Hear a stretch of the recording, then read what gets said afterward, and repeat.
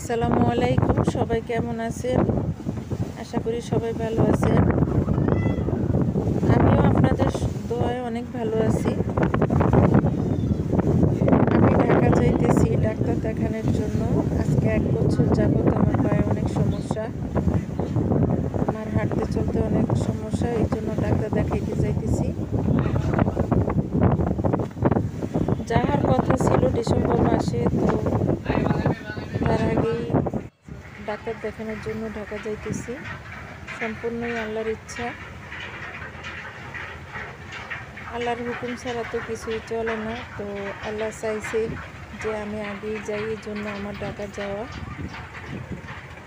আমার ঢাকা যাওয়ার সময় অনেকটাই মন খারাপ ছিল, যা বলার মতো না। আমার বাসায় অনেকগুলা বিড়াল আছে, তো ওরা সবসময় আমার আশেপাশেই থাকে, তো এই জন্যই আমার মনটা খারাপ ছিল ওদের ছেড়ে যাওয়ার সময়। তো হঠাৎ করে আমরা যাইতেছি লঞ্চে।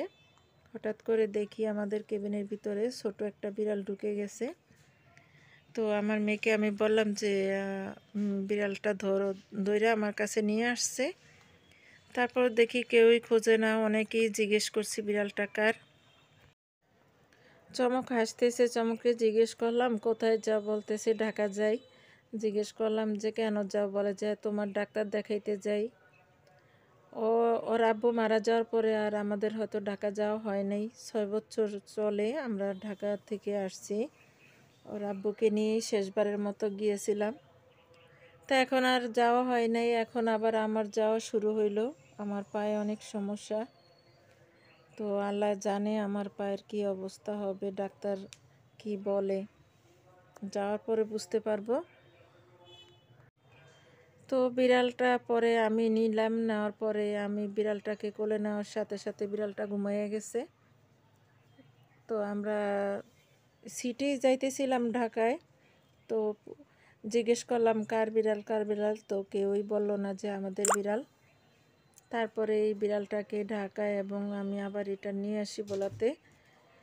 বিড়ালটা অনেক সুন্দর, বিড়ালটার ভিডিও আমি পরে ছাড়বো। যাই হোক, বিড়ালটা এখন অনেক ঠান্ডা লাগছে, আর ওর ভিডিও করা হয় নাই। আমার ভিডিও করা হইলে আমি ভিডিও ছাড়বো। বিড়ালটা যদি আমি না পাইতাম সেদিন আমার অনেক কষ্ট হইতো ঢাকা যাওয়া আসার। এই বিড়ালটা পাওয়ার পরে মোটামুটি আমার মনটা স্থির হয়েছে, কারণ আমি ওদেরকে ছাড়া তো কোথাও যাই না। আর আমরা প্রায় ঢাকার কাছে চলে আসছি। মূলত আমার ডাক্তার দেখানো হবে, এইটাই আমার সবচেয়ে বড় পাওয়া। আমার হাজব্যান্ডকে ছাড়া আমি এই প্রথমবারের মতো ঢাকা যাইতেছি ডাক্তার দেখানোর জন্য। মনটা খুবই খারাপ ছিল। তো আমার মনটা খারাপ ছিল বলেই আল্লাহ আমার জন্য এই বিড়ালটা পাঠিয়ে দিছে। এই বিড়ালটা আমার কাছে আসার কোনো কথাই ছিল না।